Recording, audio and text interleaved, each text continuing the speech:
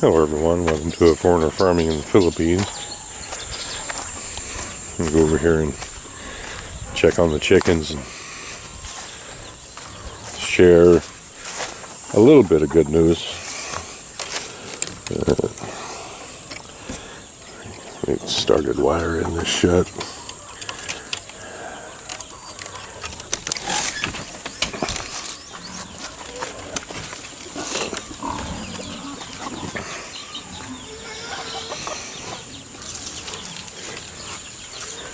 And there's a white dog in here.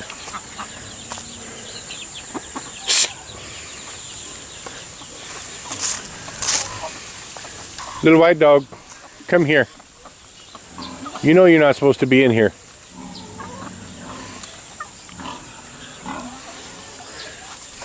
Come on.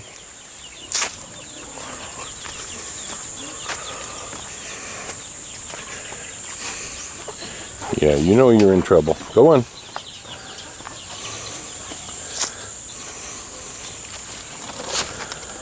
Yeah, the gate had been wired shut, but not shut. Left open enough for a dog to get in here. Anyway, a little update on these Kabir chicks.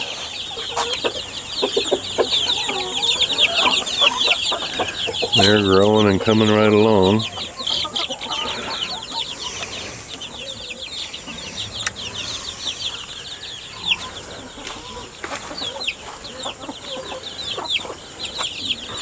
Running a little bit low on feed, but they still have feed. The good news is that this little native hen right there somehow escaped the carnage that went on in the pen there. She does have a bit of a wound around her neck, but she came back that evening, that next evening, because that was her roost, that was her home. And so she somehow escaped, and she didn't get eaten. She's still a little bit wild. She's not going to let me get a good shot of her, I don't think. So she came back, and we caught her and put her in here with these guys.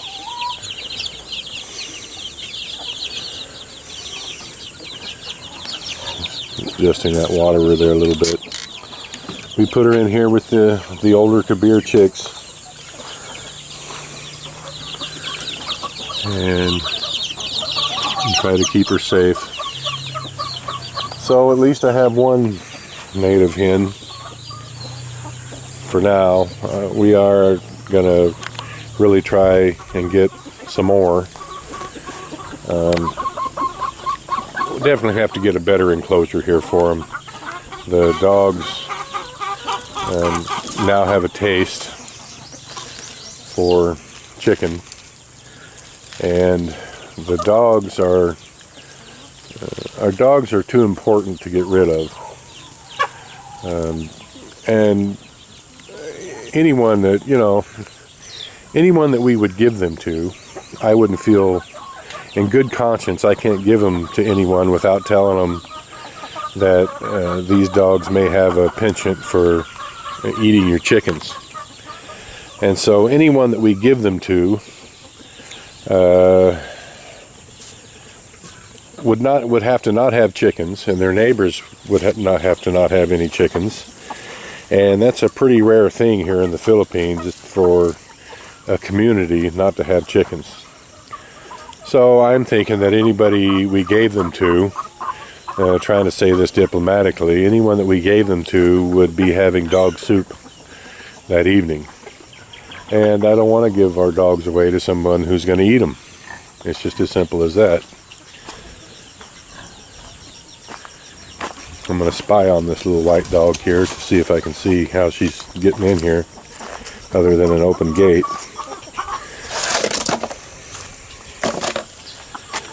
So our option is and it's the best option,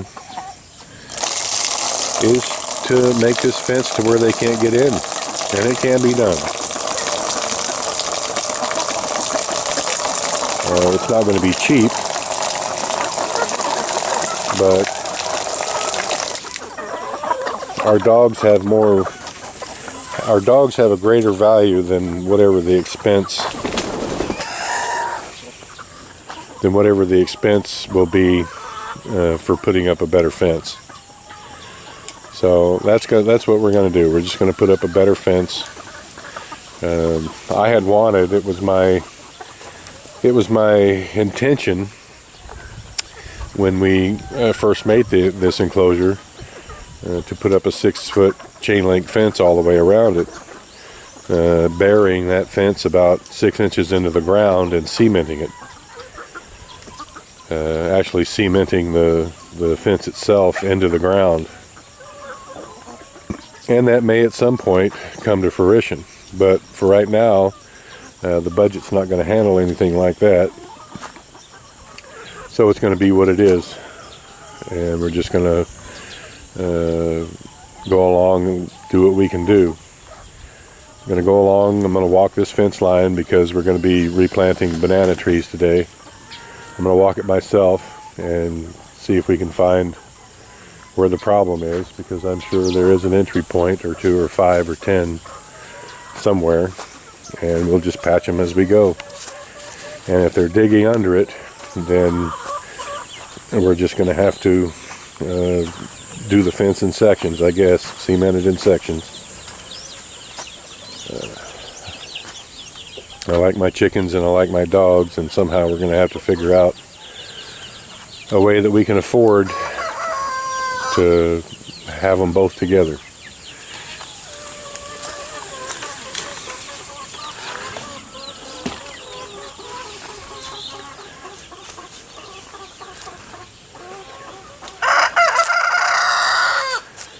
Thank you, everyone. Please like, comment, share, and subscribe.